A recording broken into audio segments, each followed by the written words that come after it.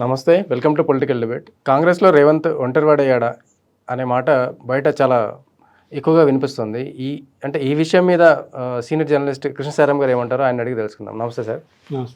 Sir, అయితే ఇటు కాంగ్రెస్లో ఇప్పుడు సీఎం రేవంత్ రెడ్డి మాత్రమే మాట్లాడుతున్నాడు. అటు ప్రతిపక్షం ఇటు అటాక్ చేసినా, లేదంటే బీజేపీ అటాక్ చేసినా, ఇంకెవరు అటాక్ చేసినా, అంటే ఏ విషయం మీదైనా సరే రేవంత్ రెడ్డి మాత్రం మాట్లాడాల్సి వస్తుంది అనేది ఒకటి ఏర్పడింది. దీని మీద మీరేమంటారు సార్? నిజంగానే కాంగ్రెస్ పార్టీలో నాయకులకి ఆ పదవుల మీద ఉన్న ధ్యాస, తమకి ఆ పార్టీలో పదవులు సరిగ్గా రావట్లేదని కానీ, గ్రూపులు కట్టి మీటింగ్లు పెట్టుకోవడం కానీ, ఇదంతా చాలా పెద్ద ఎత్తున కాంగ్రెస్లో చేస్తూ ఉంటారు.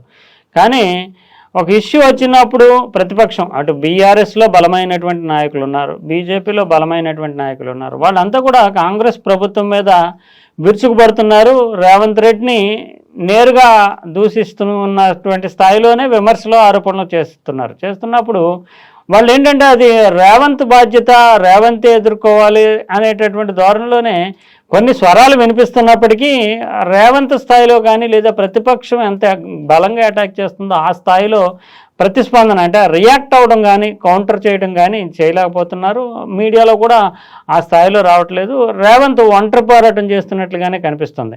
నిజానికి కాంగ్రెస్ ప్రభుత్వానికి చాలా ఇటీవల కాలంలో బీసీకి సంబంధించినటువంటి ఇష్యూలో, బీసీ కులగణనకు సంబంధించి చేసింది, ఎస్సీ వర్గీకరణకు సంబంధించి నిర్ణయం తీసుకున్నారు, బిల్లులు పెట్టారు. ఇవన్నీ పొలిటికల్గా చాలా అడ్వాంటేజెస్గా మలుచుకోవాల్సినటువంటి ఇష్యూస్. అయితే వీటి మీద నిజానికి కాంగ్రెస్ పార్టీయే కాకుండా మిగిలినటువంటి పక్షాలన్నీ కూడా ఏకగ్రీవంగా ఈ బిల్లులను ఆమోదించాయి. అంటే కాంగ్రెస్ చాలా సక్సెస్ఫుల్గా ప్రతిపక్షాలు మాట్లాడలేని పరిస్థితి అసెంబ్లీలో చట్టపరంగా చూస్తే కనుక ఆ బిల్లుల్ని ఆమోదించాయంటే వేరే చెప్పడానికి కూడా వాళ్ళ దగ్గర సరంజామా లేని పరిస్థితుల్లోనే ఏకగ్రీవం చేస్తాయి. అటువంటి పరిస్థితుల్లో దీనికి కులగణన జరిగినప్పుడు దానికి సంబంధించినటువంటి విషయంలో కానీ, లేదంటే ఇటీవల విమర్శలు వ్యక్తమవుతున్నటువంటి రైతులకు సంబంధించిన ఇష్యూల్లో కానీ ఎక్కడా కూడా మిగిలినటువంటి వాయిస్లు, ఆ పార్టీకి సంబంధించినటువంటి వాయిస్లు వినిపించట్లేదు. ఈ సందర్భంలోనే చూస్తే కనుక కులగణన పైన ఒకవైపేమో ప్రతిపక్షం అటాక్ చేస్తుంటే, కాంగ్రెస్ పార్టీలోనే హనుమంతరావు స్థాయి నాయకులు వేరే ప్రత్యేకంగా ఒక గ్రూప్ మీటింగ్ పెట్టుకుని మనం బీసీలకు సంబంధించి అంటున్నారు. అంటే రేవంత్ రెడ్డిని తమ నాయకుడిగా ఫస్ట్ గుర్తించాలి. వీళ్ళు గుర్తించినప్పుడే వాళ్ళు ఆయనకి అండగా నిలవడం, అంటే ముఖ్యమంత్రి తీసుకున్నటువంటి నిర్ణయాలు కావచ్చు, ముఖ్యమంత్రి నిర్ణయాలు అంటే ప్రభుత్వ నిర్ణయాలు, వాటికి అండగా నిలవాల్సినటువంటి అవసరం కనిపిస్తుంది. కానీ రేవంత్ కుటుంబం మీద సోషల్ మీడియాలో దాడి చేసినప్పుడు కానీ, రేవంత్ రెడ్డి అంటే ప్రభుత్వం కేసులు పెట్టినప్పుడు కానీ ఎక్కడా కూడా కాంగ్రెస్లో ఆ రియాక్షన్ కనిపించట్లేదు. అంటే ఇప్పుడు రేవంత్ రెడ్డి బయట వేరే పార్టీల నుంచి వచ్చి కాంగ్రెస్లో జాయిన్ అయిన సంగతి తెలిసింది అందరికీ.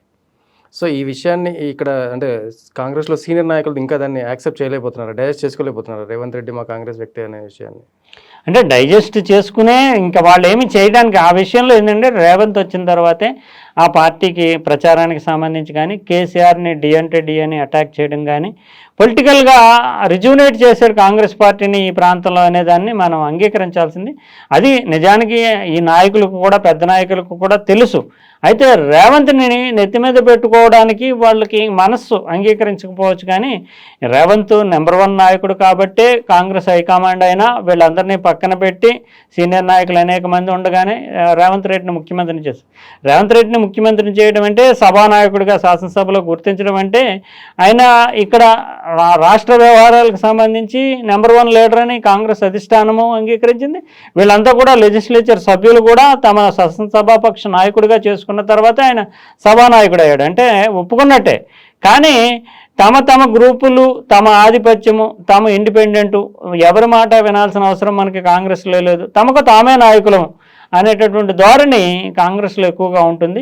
ఇక్కడ చూస్తే మనం బీఆర్ఎస్లో చూస్తే కనుక బీఆర్ఎస్ నాయకుడు కేసీఆర్, తర్వాత కేటీఆర్ కనిపిస్తాడు, హరీష్ రావు కనిపిస్తాడు. వీళ్ళ ఆధిపత్యాన్ని సవాల్ చేసే పరిస్థితులు కానీ, వాళ్ళు చెప్పిన మాటని విభిన్నంగా మాట్లాడేటటువంటి వాతావరణం కానీ ప్రాంతీయ పార్టీల్లో కనిపించదు. మనకు తెలుగుదేశాన్ని చూసినా, వైఎస్ఆర్సీపీని చూసినా. కానీ కాంగ్రెస్ పార్టీలో మాత్రము ఎవరికి వాళ్ళే తామే నాయకులు, తామే అధినాయకులు అన్నట్టుగా ఉంటారు, ఢిల్లీకి మాత్రమే బాధ్యులు అన్నట్టుగా ఉంటారు. అది ఆ ధోరణి వల్లే కాంగ్రెస్లో రేవంత్ మీద విమర్శలు వచ్చినా, ముఖ్యమంత్రి మీద, కాంగ్రెస్ పార్టీ మీద విమర్శలు వచ్చినా కూడా పేలవంగా స్పందనలు తప్ప బలంగా ఎదుర్కొనేటటువంటి పరిస్థితి కనిపించట్లేదు. అయితే ఇక్కడ వచ్చిన అభిప్రాయం కూడా ఉంది సార్, కాంగ్రెస్ జాతీయ పార్టీ అవడం వల్ల అంటే ప్రాంతీయ పార్టీలకి తేడా, జాతీయ పార్టీకి తేడా ఏంటంటే కాంగ్రెస్ జాతీయ పార్టీ అవడం వల్ల ఇక్కడ ఒక వ్యక్తి మంచి పని చేసినా కూడా దానికి చుట్టూ ఉన్న వ్యక్తులు దాన్ని ఏదో పొగిడినట్టుగా కానీ దాని గురించి 10 మందికి చెప్పినట్టుగా కానీ ఎక్కడ కూడా చెప్పరు. ఆ వ్యక్తి చేసిన వ్యక్తే చెప్పుకోవాల్సి వస్తుంది. ఇదే పరిస్థితి ఇప్పుడు రేవంత్ రెడ్డికి ఎదురైంది అనేది ఒక అభిప్రాయం ఉంది. ఇది నిజమేనంటారు? ఇదే నిజంగానే ప్రాంతీయ పార్టీ స్థాయిలో కాంగ్రెస్ పార్టీకి ఆ అవకాశం ఎప్పుడు ఉండదు. ఎందుకంటే ఎంత మంచి పని చేసినా నిజానికి బీసీ కులగణనకు సంబంధించి కూడా అంత అడ్వాంటేజ్ తీసుకోవాల్సినటువంటి విషయం మీద కూడా కాంగ్రెస్ హైకమాండ్కి ఫిర్యాదులు వెళ్ళాయి. అంటే మన ప్రభుత్వం సక్రమంగా చేయలేదు అంటూనే కాంగ్రెస్ వాళ్ళు కొంతమంది ఫిర్యాదు చేశారు.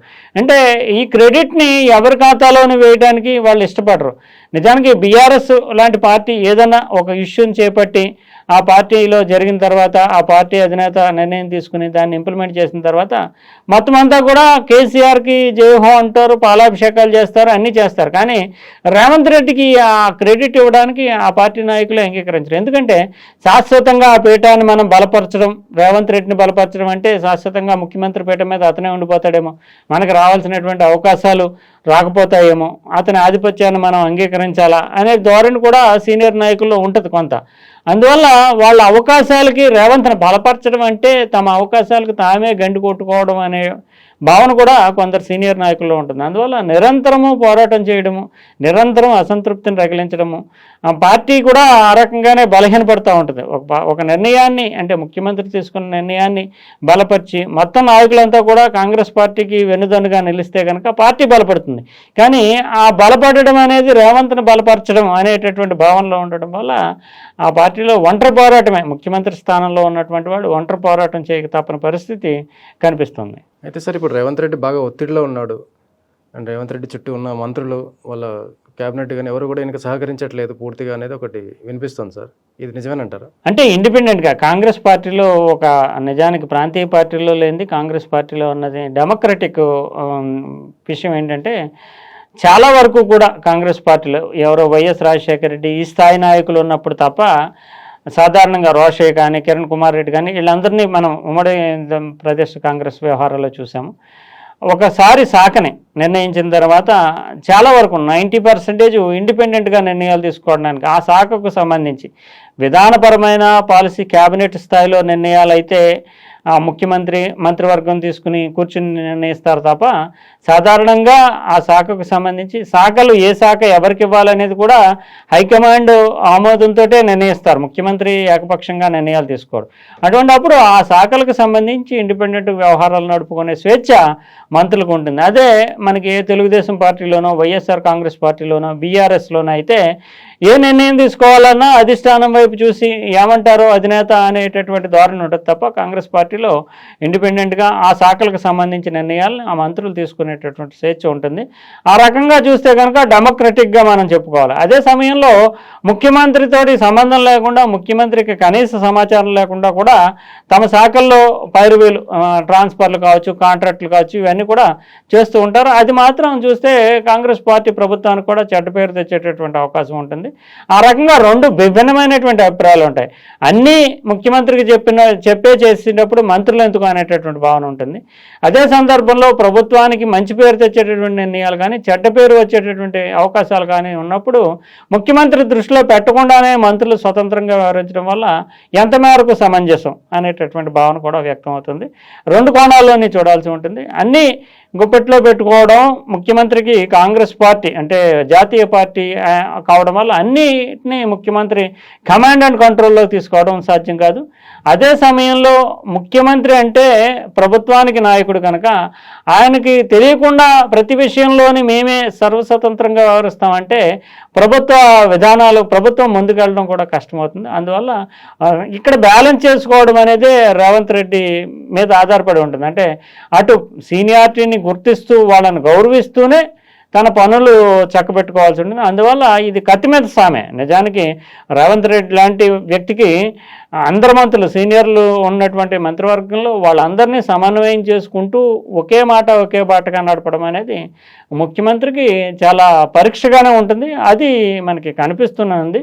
పాలన వ్యవహారాల్లో ఏ శాఖకు ఆ శాఖ స్వతంత్రంగా వ్యవహరించడము, వాళ్ళకి నచ్చినటువంటి ప్రకటనలు చేయడము, నిర్ణయాలు తీసుకోవడం, వాటిని దిద్దుబాటు చేసుకోవడానికి ముఖ్యమంత్రి ఆపసోపాలు పడడం ఇవన్నీ జరుగుతాయి. జరుగుతాయి. ఆ జాతీయ పార్టీ కనుక కమాండ్ సాధించే వరకు వైఎస్ రాజశేఖర రెడ్డి మొదటి దశలో ఉమ్మడి ఆంధ్రప్రదేశ్ని తీసుకుంటే మొదటి దశలో చూస్తే కనుక ఆయన మంత్రివర్గంలో జానారెడ్డి ఉండేవాళ్ళు, ఆయన హోంశాఖని తన సొంతంగా చూసుకునేవాడు. పంచాయతీరాజ్ శాఖకి సంబంధించి దివాకర్ రెడ్డి లాంటి సీనియర్లు ఉండేవాడు.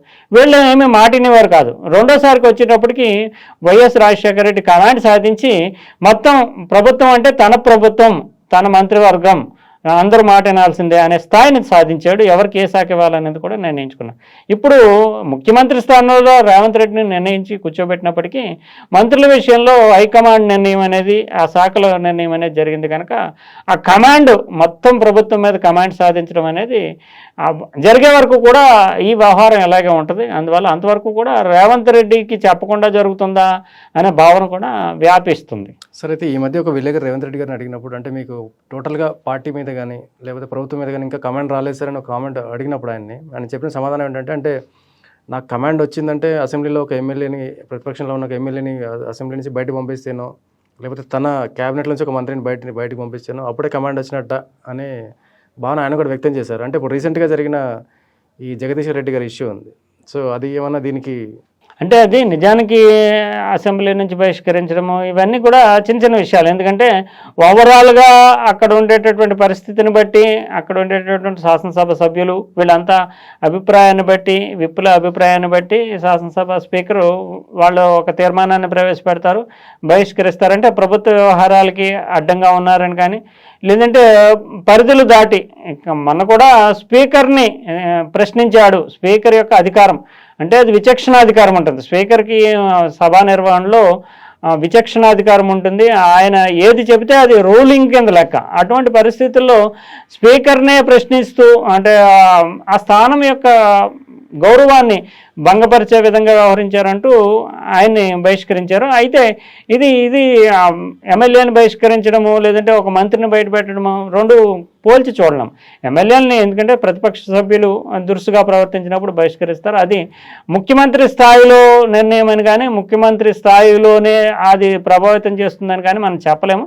అది సర్వసాధారణమైనటువంటి వ్యవహారంగానే చూడాలి. ముఖ్యమంత్రి కూడా చేస్తే బాగుంటుందని విప్పుకి చెప్పొచ్చు, ఇదంతా జరుగుతుంది. కానీ అది దానికి ముఖ్యమంత్రి ప్రభుత్వం మీద కంట్రోల్కి సంబంధం ఉండదు. నిజంగానే క్యాబినెట్లో సభ్యుల్ని పంపించేటటువంటి ఒకవేళ పంపించాల్సి వచ్చినా హైకమాండ్ ఆమోదాన్ని తీసుకునే పంపాల్సి ఉంటుంది కాంగ్రెస్ పార్టీలో. అయితే ఓవరాల్గా ప్రభుత్వ నిర్వహణ ఎలా జరుగుతుంది, ప్రజల్లో వీళ్ళు ఇచ్చినటువంటి హామీలు కానీ ఇంప్లిమెంటేషన్ కానీ వాటినే ప్రాతిపదికగా తీసుకుంటూ ప్రభుత్వ నిర్వహణని బేరేజ్ వేస్తాం తప్ప ముఖ్యమంత్రి మిగతా ఎమ్మెల్యేలను కంట్రోల్ చేస్తున్నారా లేదా, మిగతా మంత్రులందరినీ కంట్రోల్ చేస్తున్నారా లేదా అనే దాని మీద ఆధారపడే ప్రభుత్వం నడుస్తుందని చెప్పలేము. ముఖ్యమంత్రిగా ఆయన దగ్గర కూడా చాలా కీలకమైనటువంటి శాఖలు, హోంమంత్రిత్వ శాఖ లాంటివి ఉన్నాయి. ఓవరాల్గా బడ్జెట్ మేనేజ్మెంటు, తర్వాత వాళ్ళు ఇచ్చినటువంటి హామీల అమలు, వీటన్నిటి మీద ఉంటుంది ప్రజల సంతృప్తి స్థాయి. వీటి మీదే ముఖ్యమంత్రి పనితీరు ఆధారపడి ఉంటుంది తప్ప మంత్రిలో ప్రతి మంత్రి తన మాట వింటూ జీహుజూరు అంటూ ఉండడం అనేదే ముఖ్యమంత్రికి అల్టిమేట్ కాదు. అందువల్ల ఆ కోణంలో చూస్తే మాత్రం రేవంత్ రెడ్డి చెప్పినటువంటి వాదన సమంజసంగానే కనిపిస్తుంది. నమస్తే సార్.